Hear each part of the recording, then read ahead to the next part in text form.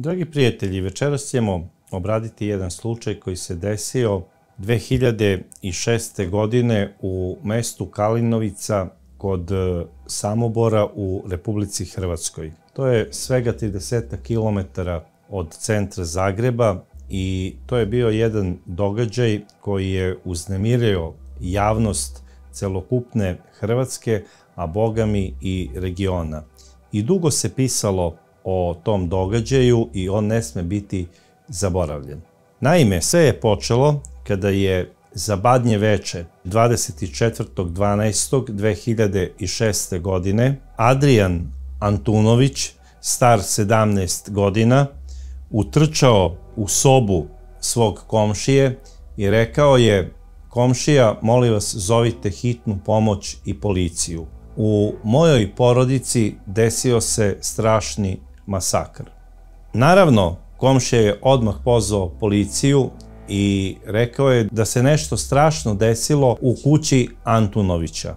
A ko je zapravo porodica Antunović? Porodica Antunović je iz zapadne Bosne, tačnije iz okoline grada Jajca.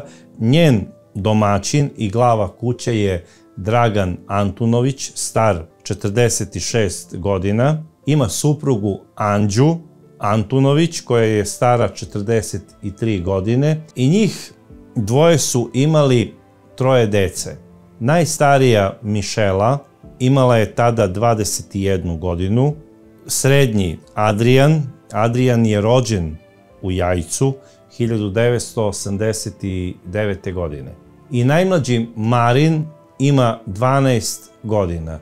Naravno, posle ratnih dešavanja koja su se desila na prostoru bivše Jugoslavije, porodica Antunović seli se u okolinu Samobora, tačnije u mesto Kalinovica, i počinju tamo da žive. Pošto se rat i nije tako brzo smirivao, porodica Antunović je u jednom periodu, skoro 13 godina, boravila i živela u Berlinu. Tamo je srednji Adrijan počeo da trenira za poznati klub koji je davao velike talente u fudbalu i važio je za dečka koji obećava. Porodica Antunović je bila posebno ponosna na njega, a naravno najviše otac Dragan. Taj klub iz Berlina zove se FK Union Berlin. Mnogi poznati talenti nemačkog fudbala, znači Bundeslige, su ponikli upravo u ovom klubu. I naravno, ne samo Antunovići, nego i čitava regija bila je ponosna na malog Adrijana, što je važio za jednog od najvećih fudbalskih talenata u tom periodu. Naravno, oni su svi skupa otišli tamo, i Dragan i njegova supruga Anđa, kao i deca. Najmlađi Marin, koji ima 12 godina, on se i rodio u Berlinu. U tom periodu porodica Antunović živela je na relaciji Nemačka-Hrvatska i negde, znači sredinom 2006. godine, Dragan Antunović sa porodicom dolazi u Kalinovicu. Rešili su da neko duže vreme tu borave, a u Berlinu, znači, ostaje njihov sin Adrijan, koji igra za Union Berlin, i tamo ostaje njihova ćerka, najstarija, koja ima 21 godinu. I ona je radila i živela je tamo sa bratom. Sam Dragan, on nije planirao da na neki duži period ostane, hteo je da sredi neke stvari oko kuće, neku papirologiju koja im je bila potrebna svima i da se nazad svi skupa vrate u Berlin.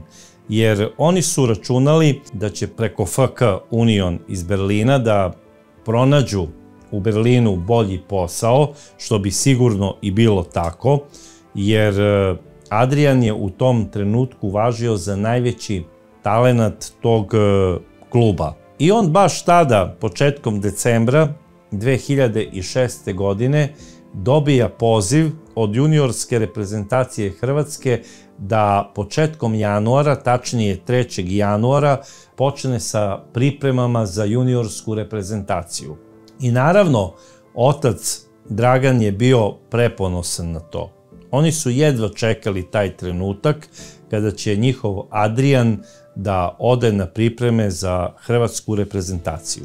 I bio je presrećan. Odlučio je da napravi veliku feštu za doček 2007. godine, jer je mnogo očekivao od te nadolazeće 2007. godine i hteo je da za doček nove godine okupi veći broj članova svoje porodice Antunovića i da sa njima onako to veselo proslavi i da im saopšti da njihov sin odlazi na pripreme sa hrvatskom reprezentacijom za 3 dana. I naravno, supruga Anđa ga je podržala u tome, bila je srećna, ali tada je u tom trenutku u njihovoj kući živela i Anđina sestra Zagorka Jurić, stara 41 godinu. Zagorka Jurić je sa gospodinom Jurićem u braku imala 2 ćerke. Stariju Ivanu, 21 godinu, koja živi i radi u Dalmaciji, i mlađu Andreju, koja je imala 10 godina. U proleće te 2006. godine Zagorka, nažalost, ostaje udovica. Umire njen suprug, gospodin Jurić. I obično u selu, kada neka mlada žena ostane udovica, postane predmet interesovanja tih slobodnih muškaraca, odnosno Lola i Bekrija, koji su, znači, neoženjeni. A naravno i nekih oženjenih. Međutim, Zagorka je na svoju nesreću izabrala za emotivnog partnera svog prvog komšiju, Nenada Popovića Nena.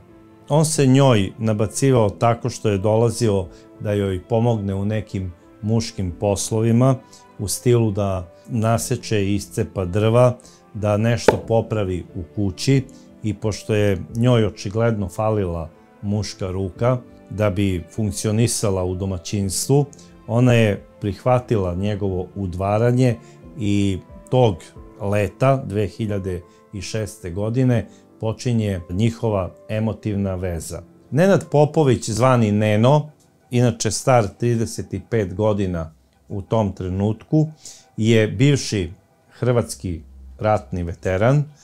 Imao je čak i ranjavanje u samom ratu, navodno je bio kontuzovan od udara jedne granate i na levom uhu izgubio je sluh. Inače, Neno pre rata je radio neke poslove za svog bratanca, a posle rata nije radio ništa, dobio je neku socijalnu pomoć i imao je neka primanja koja primaju hrvatski ratni veterani. Neno je u tu vezu sa Zagorkom ušao sa dosta emocija, malte ne kao da pre toga nikada nije imao devojku. On se zaljubio u Zagorku kao pravi pubertetlija i tako se i ponašao. U početku je on bio fin prema Andreji, ona ga je onako zgotivila zato što je u početku jako patila za svojim ocem i onda je osjetila da je ovaj mladić zapravo dobra duša, kako ga je ona procenila kao dete, zapravo i nije mogla drugačije da ga proceni, jer on je sa njom bio fin i od ranije, jer je živeo u komšiluku. Sada je počeo da joj kupuje i čokolade, da onako priča sa njom kako je u školi i tome slično. Međutim, njegovo ponašanje se tog leta naglo i menja. Najverovatnije zbog prevelike ljubomore koje je osjećao od kada je u vezi sa Zagorkom. On počinje ovu ženu da maltretira.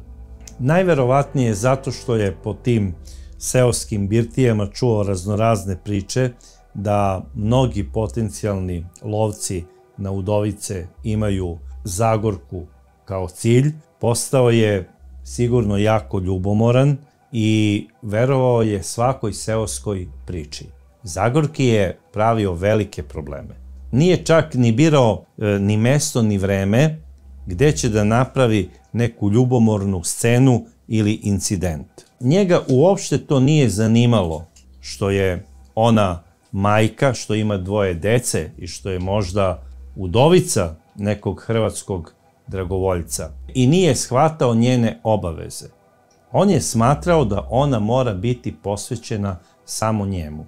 Sada, ako je proslava nekog verskog praznika u dvorištu crkve i tu je sada Zagorka sa nekim društvom onako malo opuštenija, priča nešto, smeje se ili ponaša se jednostavno veselo kako i treba da se ponaša neka osoba zbog nekog praznika na kraju krajeva.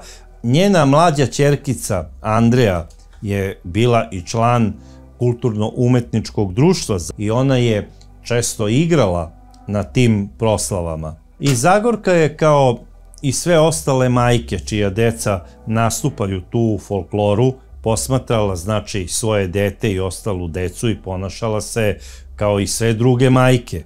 I onda komentarišu kako je koja devojčica očešljana, kako ima lepe kikice, kako joj je majka kupila nove lakirane cipelice, kako je sve to onako kako treba da bude i sve su bile vesele i razdragane. I u tom trenutku sada Neno odjednom dolazi onako sav besan jer je video svoju emotivnu partnerku da se ona sada nešto smeje sa drugim ženama i on odmah to u svojoj glavi je paranoisao da one pričaju o nekim ljubavnim dogodovštinama, da jedna drugoj predlože nekog ljubavnika, prijatelja i onda bi se zatrčao, zgrabio za kosu i on ju je odvukao u stranu i svi su bili zgranuti. I vređao je pred svima, nazivao je pogrdnim imenima i na jednoj proslavi kruha, kako oni to popularno u tom kraju kažu,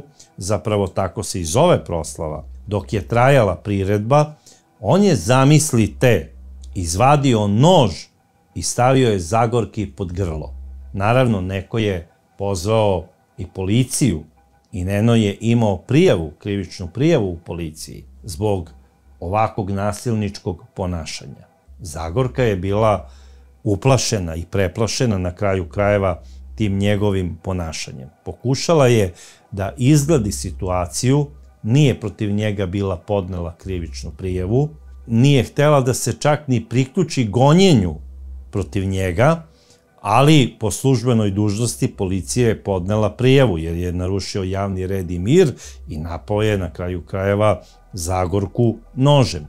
I sve je to posmatrala Andreja i kako je kasnije govorila svojim drugaricama, od tog trenutka je zamrzla čika Nena. Zamrzla ga je toliko da više od njega nije htela da prima ni čokolade. Ona je ranije njega, kako je sama govorila, simpatisala, gotivila ga je zato što je imala utisak da je on fin prema njenoj mami Zagorki. I bila je srećna kada bi joj on kupio neko ono slatko srce ili čokoladu. Međutim, posle ovog incidenta, odnosno događaja, kada je ona videla da je Neno stavio Zagorki nož pod grlo i kada je Andreja videla suze na licu svoje majke, ona tu scenu nije mogla da izbije iz glave i mrzela je ovog čoveka i govorila je svojoj mami: mama, moraš da ostaviš ovog čoveka jer on će na kraju da te sigurno ubije.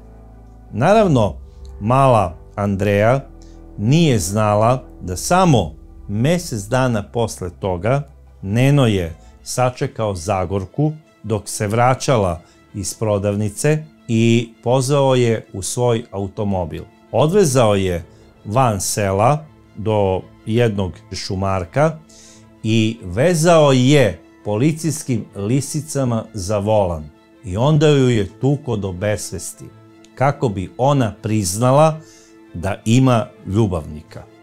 Naravno, jadna žena, šta da prizna kada nema ljubavnika? I sada mi nije jasno zašto Zagorka posle toga odmah nije otišla u hitnu pomoć i da prijavi da je pretučena od strane svog emotivnog partnera Nenada Popovića zvanog Neno. I onda bi normalno hitna pomoć po službenoj dužnosti pozvala policiju i morali bi da Nena privedu, a najverovatnije bi uradili i pretres njegove kuće.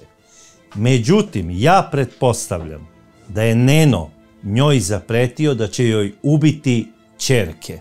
Ne samo malu Andreju, nego i stariju Ivanu. Rekao je on onako njoj šeretski: znam ja odlično gde ona živi dole na Primorju i naći ću je i platit će ona ceh za tebe. Možete da zamislite samo u tom trenutku kako se jadna Zagorka osjećala i šta je sve pomislila. Naravno, sećanja iz rata nisu bila izašla iz njene glave. Ona je znala da je on učesnik rata i dobro je znala da ima, Boga mi, čitav arsenal oružja. A sam Neno je, da bi je zastrašio, pričao zastrašujuće priče koje je on navodno u Rambo stilu radio u ratu. Da li je to bila istina ili ne, to je samo Neno znao. Zagorka je njegovim pričama poverovala i bila je preplašena. Ona je to čak u strahu i rekla svojoj sestri Anđi, koja se naravno poverila svom suprugu Draganu, kao domaćinu i kao mužu, normalno. I on je rekao: ma neka, nema on hrabrosti sada bilo šta da uradi, odmah posle Nove godine, najkasnije tamo negde do Uskrsa sigurno, mi idemo svi za Berlin. A do tada ćemo ga ispoštovati. Kad god ga budem sreo, ja ću mu se javiti, neću glumiti nikakvu priču da sam nešto ljut i da hoću s njim da nešto raščistim. Ti, Zagorka, više mu nemoj davati nikakvog povoda. Kada budemo otišli za Berlin, naći ćemo i tebi tamo posao. Naravno, kada je Dragan izašao iz sobe, sestra Anđe je nastavila priču na ženski način. Rekla je: Zagorka, ti si još uvek mlada i dobro držeća žena. Prelepa si. Kada budemo otišli za Berlin i kada preko fudbalskog kluba Union budemo pronašli nove i dobre poslove kako su nam obećali, budi sigurna, povešćemo i tebe i decu sa sobom i tamo ćeš biti srećna. Jer odlično znam da tamo ima dosta naših koji su samci. Dobro stojeći su jer vredno rade i bit će presrećni da ožene neku ženu iz svoje domovine i da izgleda upravo tako kako si ti, prelepa, prepoštena i prava si domaćica, znaš sve da radiš. Njima je to najbitnije, jer kada imaju ženu iz svog kraja, oni se osjećaju da su bliže rodnoj grudi. Naravno, Zagorka je posle ovakvih priča od strane svoje sestre dobijala neku novu snagu i volju za život. Ona je verovala da će taj dan odlaska za Berlin doći jako brzo i bila je presrećna kada je čula da mladi Adrian dolazi za Božić, ne da bi proveo blagdane u domovini i sa svojim roditeljima, nego dolazi na poziv Hrvatske nogometne reprezentacije.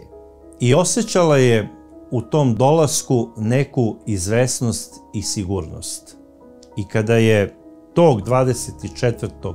decembra, negde oko 13 časova, stigao mladi Adrian, Zagorki je srce bilo veliko kao Afrika i ona je bila presrećna. Plakala je od sreće, ljubila je svog sestrića i rekla je: Adriane, kako si samo lep i kako si visok. Ti si, Adriane, pravi pravcati Bosanac. I naravno, i pre Adrianovog dolaska, njegova majka Anđa i tetka Zagorka preduzele su sve radnje kako bi pripremile pravu božićnu trpezu. Znači, ono što ide za to badnje veče i naravno sutra za Božić. Sve su one to lepo pripremile. Dragan je kao pravi domaćin pripremio jednu dobru, pravu, onu božićnu pečenku, znači pečenje, a žene su napravile 20 vrsta božićnih kolača. I kada su sestre završile sve pripreme oko hrane za sutrašnji dan, naravno krenulo je svečano oblačenje svih ukućana za odlazak u crkvu, kakav je i običaj oko božićnih praznika, da bi tamo dočekali u tom bdenju Božić. I dok su oblačili, znači svečana odela, i dok su ova najmlađa dečica krišom krala one božićne kolačiće i grickala i smejala se onako između sebe, znači govorim o 12-godišnjem Marinu i o njegovoj sestrici od tetke Andreji, u tom trenutku začuo se pucanj i prvo nisu skapirali šta se zapravo dešava. Polomilo se staklo prozora i domaćin Dragan je pao uz jauk. A u tom trenutku, dok još oni svi zabezeknuti gledaju Dragana na podu, krvavog i ranjenog, koji i sam ne zna šta ga je snašlo, na vratima porodične kuće Antunovića pojavljuje se Neno. Naoružan do zuba, izgledao je kao Rambo. U rukama je držao automatsku pušku, imao je vojnički opasač oko struka i tu je bio onako kao kubura zaboden vojnički signalni pištolj koji je Neno prepravio da puca na patronsku lovačku municiju. Takođe je imao i dve ručne bombe, takozvane kašikare. Kada je ušao i dok su ga svi onako zabezeknuti gledali, on je odmah pucao u svoju emotivnu partnerku Zagorku. Ispalio je u nju nekoliko hitaca, pogodio ju je u grudi i vrat. I ona je pala na pod. I u tom trenutku, dok je Neno još uvek držao uperenu cev ka svojoj bivšoj emotivnoj partnerki, preneražena Anđa u strahu otvara vrata špajza i gura svog sina Adrijana unutra i zatvara vrata. Okreće se i viče: "Gde je Marin?" tražeći najmlađeg Marina. Naravno, u sobi je cika i vriska. I njen pogled se susreće sa ubicom. Ona gleda Nena pravo u oči i kaže mu: "Molim te, nemoj da nas pobiješ." Međutim, njene molbe uopšte nisu došle do mozga ovog pomahnitalog čoveka. Ne znam da li je ona kontuzovanost iz rata bila uzrok svega toga ili on jednostavno od adrenalina i od želje za ubijanjem nije ništa čuo. On je samo okrenuo cev ka grudima nesrećne Anđe i ispalio je nekoliko hitaca u nju. Ona je pala odmah na mestu mrtva i njena glava je pala pored ulaza u onaj špajz, zapravo, kako se tamo kaže, smočnica. Vrata smočnice, odnosno špajza, otvorio je mladi Adrijan, izašao je, odmah je klekao pored svoje majke, podigao je njenu glavu i ona je u tom trenutku izdahnula. To je prava filmska scena koja se, mogu slobodno reći, retko viđa i na filmskom platnu. I sada u tom trenutku Adrijan, onako držeći mrtvu majku u svojim rukama, podiže pogled i njegove oči se susreću sa očima ubice. On gleda Nena pravo u oči. I sada u tom trenutku Neno se dvoumi da li da puca u Adrijana ili ne.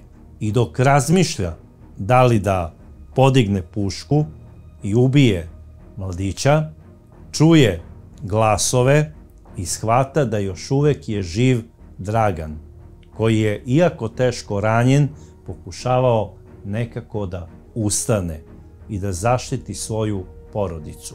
Neno odlazi, prilazi mu i ispaljuje mu nekoliko metaka u glavu i leđa. Ubija nesrećnog domaćina, Dragana Antunovića, i kada je ubio nesrećnog Dragana, vraća se, prolazi pored mrtve Anđe i nesrećnog Andrijana, dolazi do tela svoje mrtve emotivne partnerke Zagorke i viče iz sveg glasa: da li me sada voliš, da li me sada voliš i da li me čuješ? Tada dok je on to vikao, nije primetio da je Zagorkina mala, koja ima svega 10 godina, upravo istrčala iz kuće. Mala, uplakana i izbezumljena, preplašena Andreja utrčava u komšijsku kuću i samo ponavlja: mama mi je mrtva, mama mi je mrtva. Komšija Neno ju je ubio. Mama mi je mrtva. Komšija je već, znači, čuo rafale, uzima telefon i zove policiju.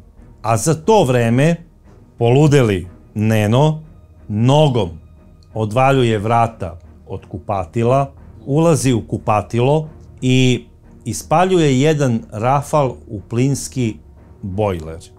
Najverovatnije je mislio da će to sada sve da odleti u vazduh. Pretpostavljam da je planirao da na taj način okonča i svoj život. Međutim, na sreću nije došlo do eksplozije. I onda ovaj ludak skida sa svog pojasa jednu ručnu bombu, kašikaru, vadi osigurač i stavlja ga ispod bojlera. Izlazi iz kupatila i čuje se strašna detonacija. Bomba je pukla, ali ni ona nije raznela bojler, jer Neno, bez obzira što je ratni veteran, najverovatnije da ne zna da su bombe tog tipa usmeravajuće. Upravo ta bomba M57, takozvana kašikara, nije ofanzivna, nego je defanzivna bomba usmeravajućeg tipa. Njena silina eksplozije najverovatnije otišla prema podu i bojler je ostao neoštećen od detonacije, na sreću.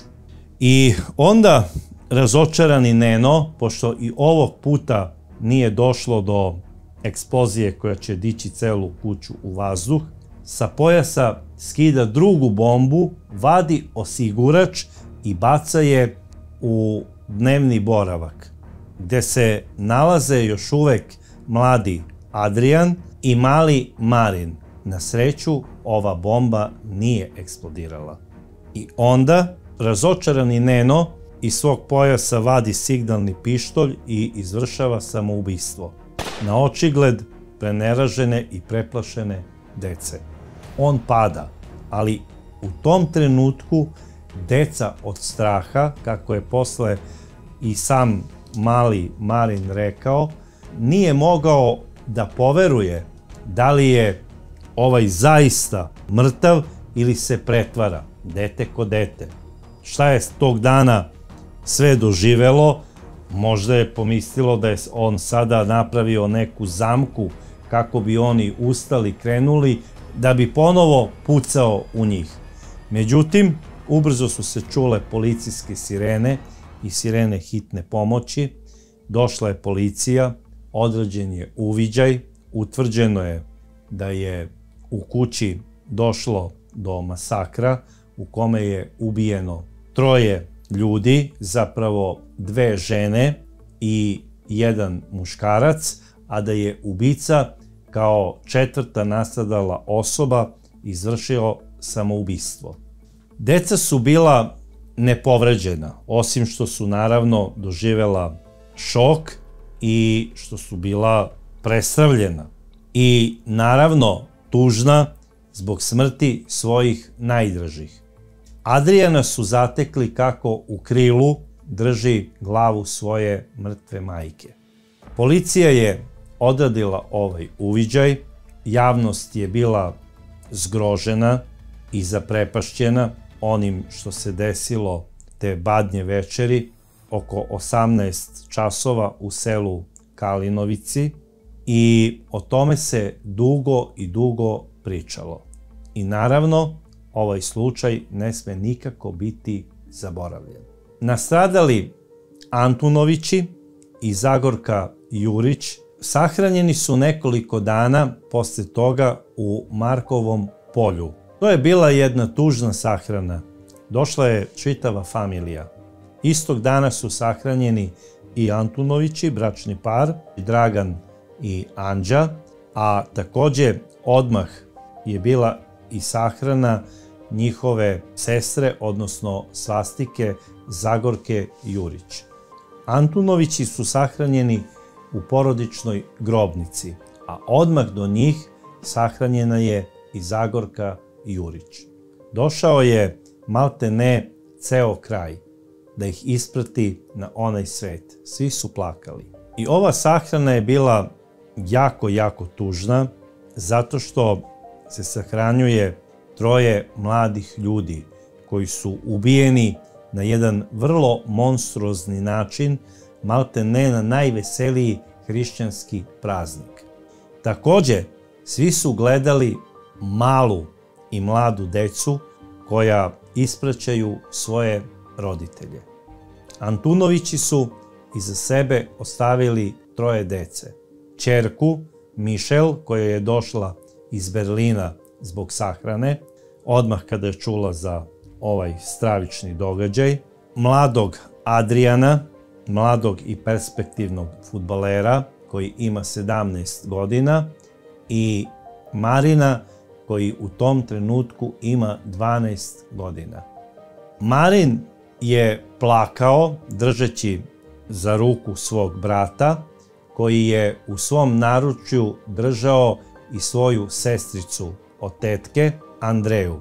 Pored njih je bila takođe i sestra Ivana, stara 21 godinu, koja je došla iz Dalmacije da bi otpratila svoje najmilije. To je bila jedna prestrašna scena i svi su se divili mladom Andrijanu, koji je onako sve tešio, ljubio i govorio je da moraju biti hrabri, jer život je tek pred njima. I govorio je kako će ih sve odvesti za Berlin kada se bude snašao u klubu gde igra, i ljubio je svoju sestricu od tetke zato što je tog dana zapravo došao i radnik Centra za socijalni rad. I familija se izjasnila da ona hoće da čuva i malu Andreju i da ne treba da ide u hraniteljsku porodicu, još manje u neki dom za nezbrinutu decu.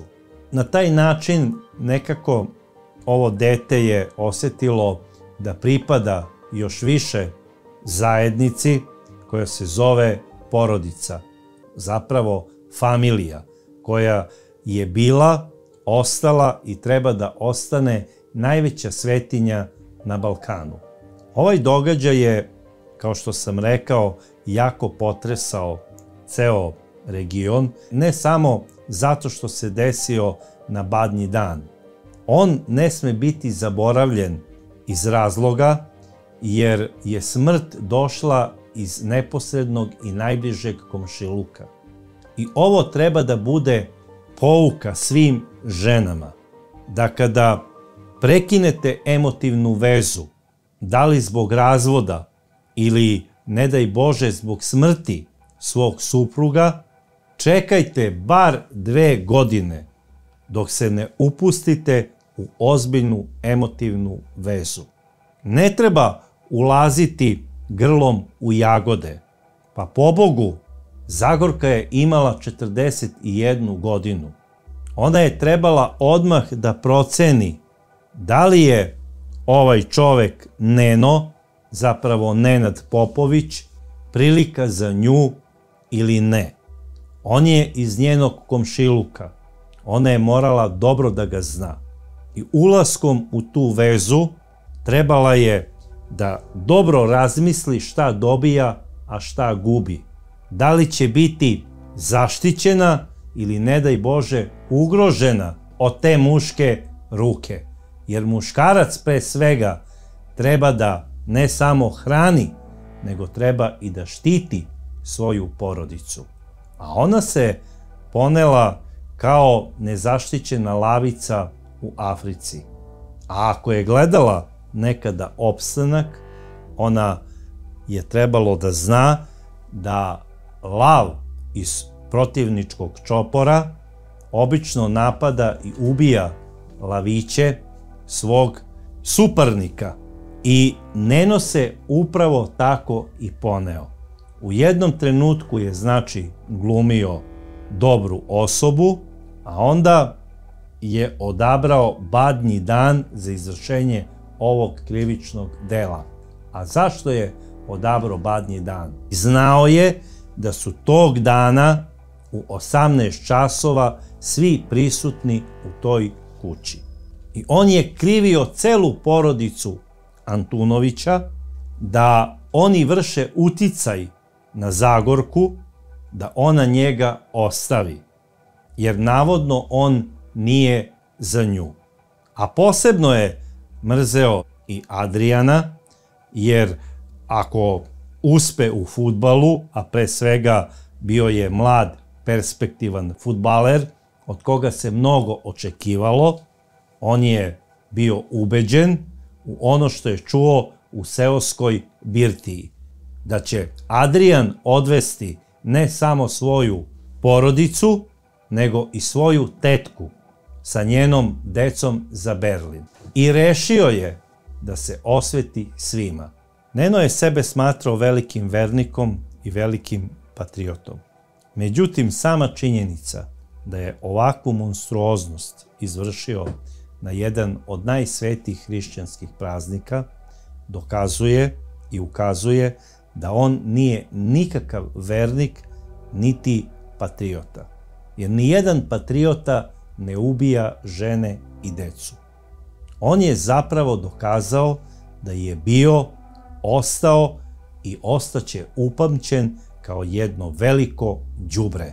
Takođe, ženama bi savjetovao da bez obzira da li su slobodne, zauzete ili bilo kako, ne ulaze ni pošto u nikakvu vezu emotivnog tipa sa svojim komšijama, zato što od njih ne možete pobeći.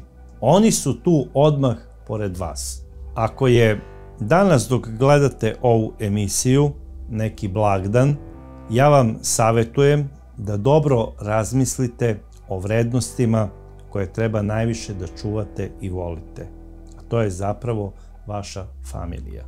I ja vam želim svu sreću, a naravno svoje mišljenje o ovom slučaju, kao i uvek, možete napisati u svojim komentarima, koje ja sa nestrpljenjem očekujem.